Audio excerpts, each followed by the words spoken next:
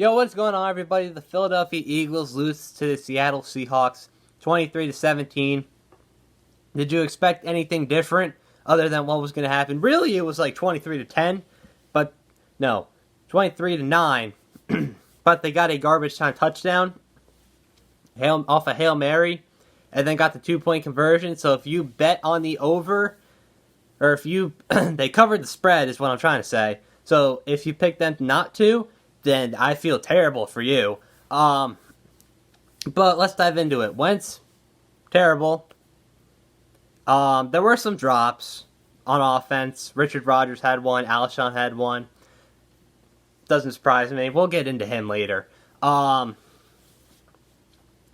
were two in particular that come to mind in terms of Wentz throwing the ball, where Goddard is running, I believe, a post route, and he has Bobby Wagner trailing him, and he has a step or two on Bobby Wagner, and instead of hitting him in stride and leading him to the ball, Wentz throws it like behind him, and Wagner, it goes off Bobby Wagner's helmet and gets broken up.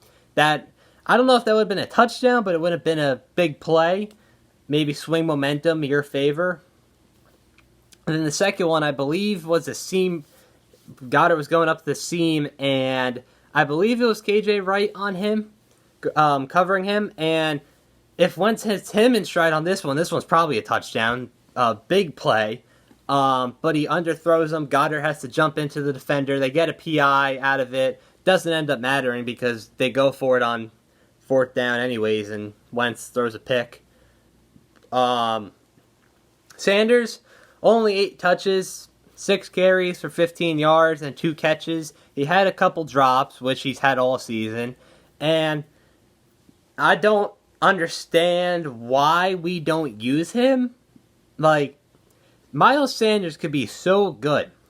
The Eagles can use him the way the Saints use Alvin Kamara, where, he's elusive in the running game, jump cut, all that fun stuff, but he's also lethal in the passing game. But yet they just don't run the ball. It does not make sense, which goes into my next point. Doug Peterson was bad. I mean, it's like he's playing to get fired. There was a report that came out earlier in the week saying he wouldn't be totally unhappy if he did get fired, probably because he has no say in, like, organizational, who plays, who doesn't play, who gets picked, that stuff, because of the whole Chip Kelly saga. They don't want to have to go through that again. But why are you giving Miles Sanders 8 total touches? Why? One rollout, which it's actually kind of insane. They completed the pass for 17 yards. So, I'm sure Doug will probably came on today, or say it tomorrow, and be like, yeah, we could definitely, incorporate some more rollouts into our offense. Up-tempo, Eagles were actually, driving in the up-tempo. You didn't see much of that. Alshon playing over Travis Fulgham. Just, Alshon playing in general just should not be legal. He doesn't have it anymore. Although, there was one time, I forget who, it might have been Flowers he burnt. He had, 5 steps on the defender. I don't blame Carson Wentz for not even looking his way. You see Alshon's on a go route, what do you think? The guy's by the time, you run 3 plays later, he'll finally get to the 10 yards down the field. He's so slow. But yeah, he has 5 steps on the guy. That's one Wentz should have really hit. That would have been a big play. Or he would have overthrown it. Who knows what would have happened. Or underthrown it at the rate it was going last night. But, Alshon playing in general just shouldn't happen, because first series, not to backtrack actually real quick, first series, first play, hard count, Seattle jumps off sides. It's a 1st and 5 now. So what's the logical thing to do? Logical thing is run it. 1st and 5, Miles Sanders, probably your best player on offense. Run the ball, see what happens. He's been good. He's been averaging 5.5 yards per carry. Now we're going to throw it 3 straight times. Richard Rodgers drops the first one. Wentz misses Greg Ward. Alshon drops it. Terrible play calling, but back on to Alshon. Alshon playing over, guys like Fulgham. Fulgham only played 52% of the snaps. Alshon played 49. And I don't think it's a coincidence that ever since ever since Alshon Jeffrey came back, Travis Fulgham has not been the same Travis Fulgham we saw that 4-week stretch from post Niners game on. And another, old guy playing over, one of the young people, Jordan Mailata, actually he was the highest ranked starter on offense according to PFF. Yet he's played half our games because we're playing an old washed Jason Peters over him, who played right guard. He lasted long. I thought he was going to get hurt, and then Nate Herbig was going to come in. Speaking of which, I still think they should be playing Nate Herbig over him, but, maybe Jason Peters, maybe Nate Herbig just hasn't asked for enough money yet. They just love giving out money. Next thing, this whole Jalen Hurts thing is a terrible... this whole thing is just scuffed. This whole entire Jalen Hurts... We talked ourselves, post-draft day of, okay, he might be a Taysom Hill guy. The pick's still confusing. Why did they pick a quarterback? But he may be like a gadget guy, maybe an insurance policy for Wentz because he's been hurt past 3 seasons with the ACL, back, and then the concussion, although the concussion was not his fault. There was a report that came out probably 2 hours before the game saying that Jeff Lurie gave Doug Peterson went to Doug saying, if Wentz plays bad, play Hurts. So Wentz plays bad the first quarter about. Jalen Hurts comes in, I think for one play, there was a false start, and then he completes a pass. Of course it was to Alshon. Why would Alshon... It just had to be to Alshon. Alshon just catches anything that isn't from Wentz. He hates him. I couldn't tell you why. He just does. And then 3rd and long, Wentz comes back into the game, and we get sacked. This whole pick's confusing. I don't think Doug likes Jalen Hurts.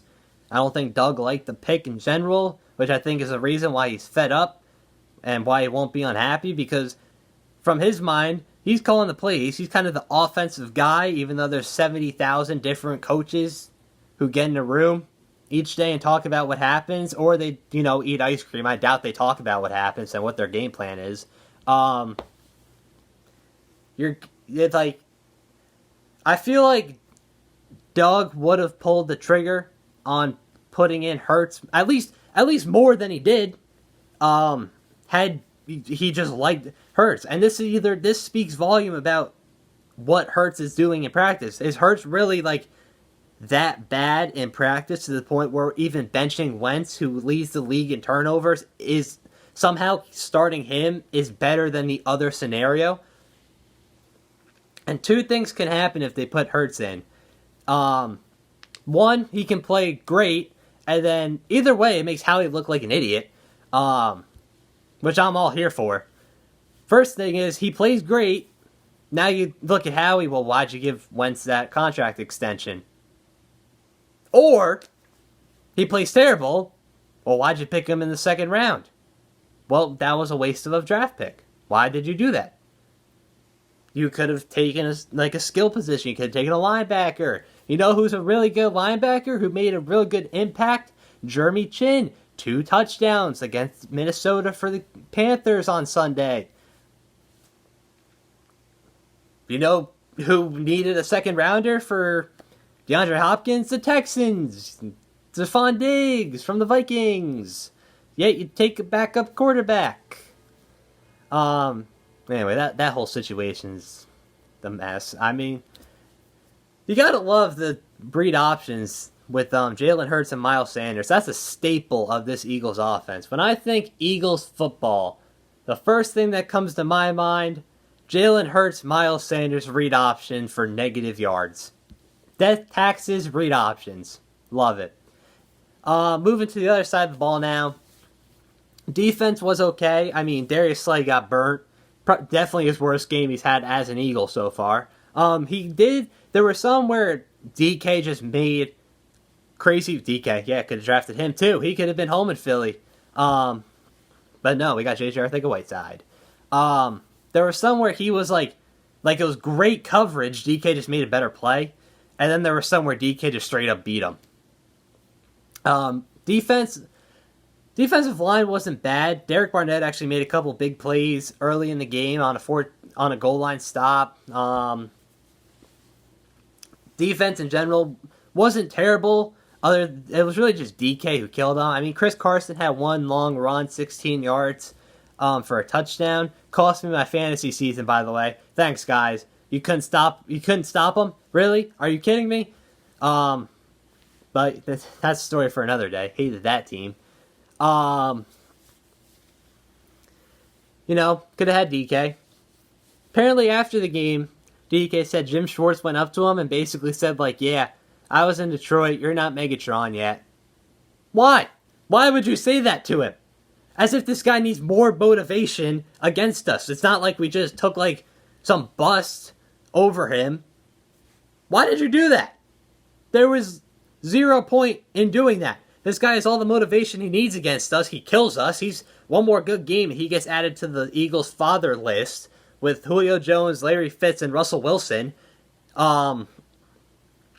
He's going to kill us every single time we play him. There's no other way to put it. So why are you giving him more motivation? I have no idea.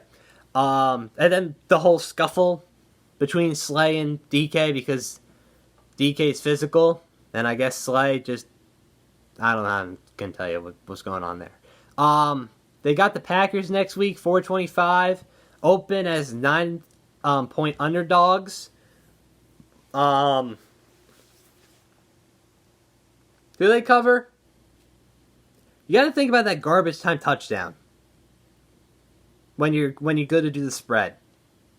Happened back-to-back weeks. Goddard last week and then Richard Rodgers this week. If only Goddard caught that Hail Mary, I'd still be alive in fantasy. But oh well.